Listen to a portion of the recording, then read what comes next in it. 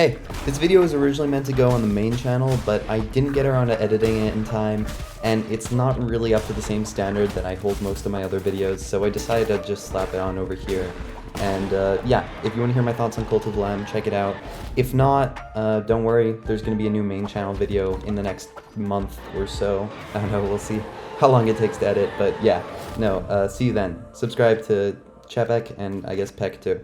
Recently, Cult of the Lamb came out with its first major expansion, Relics of the Old Faith. After taking a moment to revisit Cult of the Lamb 9 months after my initial playthrough in August, I'm happy to say that Relics of the Old Faith helps strengthen the core Cult of the Lamb experience while providing a much more fulfilling endgame. In this video, I want to take the time to look at this new update and all the ways it's improved the game since its arguably rocky launch state. In the way of new content, Relics of the Old Faith's biggest addition is that of the epilogue. One of the major criticisms I highlighted in my original Cult of the Lamb review was the lack of content after finishing the campaign. As managing your cult is such a large part of the gameplay, it felt like a missed opportunity that there was hardly any incentive for it after completing the story. Relics of the Old Faith finally introduces that little bit of endgame content that just ties up all the loose ends. Following your usurpation of God, that's a really wild statement, you're introduced to a merchant who deals exclusively with the immortal, known only as...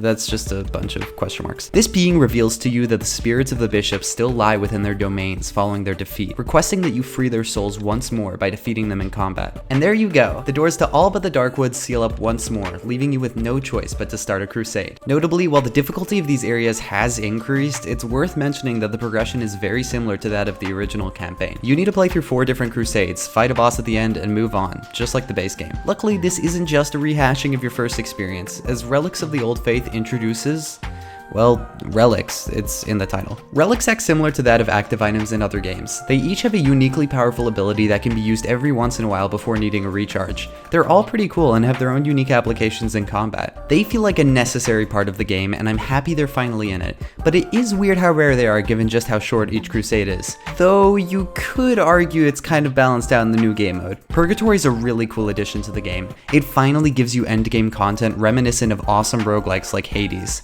This is what I said Cult of the Lamb was missing in my first video, and I'm so glad to see it realized. Purgatory is offered in 2 different modes, Dungeon and Boss Rush. Dungeon mode's basically a crusade mode which gets harder and harder as you increase in levels, eventually ending up with a really long run. Boss Rush, on the other hand, supplies you with weapons and lets you go ham on a collection of bosses. Dungeon mode's my favorite of the 2, and it can feel really fulfilling once the game starts using everything to its advantage. With the long crusades, card choices are much more important, and relics hold a greater role. This solves practically all the issues I've had with this game's combat loop, providing meatier runs and allowing you to experiment with different mechanics. It is a shame there isn't an endless mode though. I'd love to see what having every tarot card would look like. Even the new ones. Upon completing one of these stages, you're rewarded with a god tier or 2.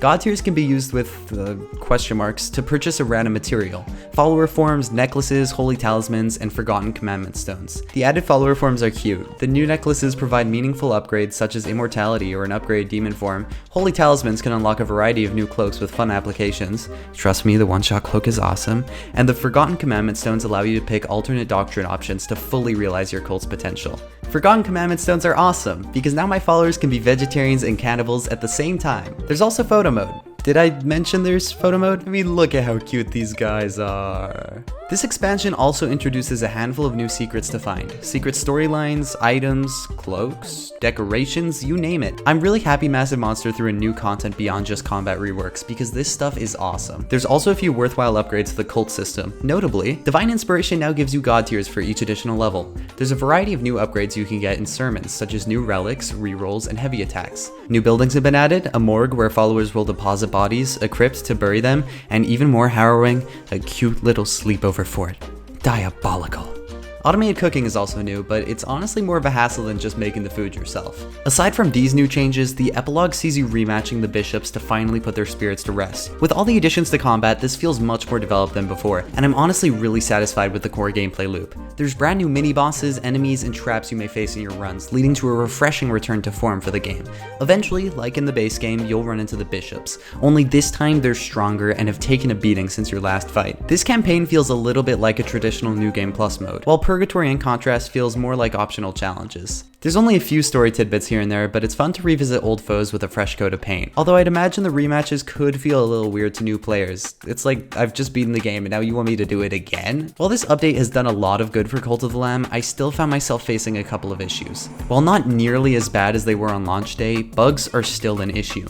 In the time I spent with Relics of the Old Faith, I ran into 2 soft locks and a handful of other bugs. Keep in mind, these aren't that big of an issue, but given this game's track record, it's still something you need to be aware of. There's also a couple of nitpicky things, like gates being annoying to reopen or your gold being completely reset, that just slow you down a little bit. But overall, Relics of the Old Faith is a really awesome experience. If you're a fan of this game and haven't played the update, I highly recommend you do.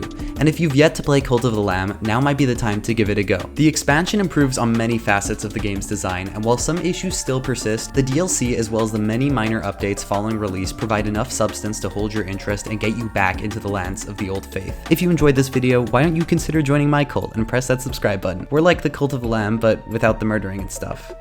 No promises. Anyways, thank you for watching, and play Cult of the Lamb. Bye!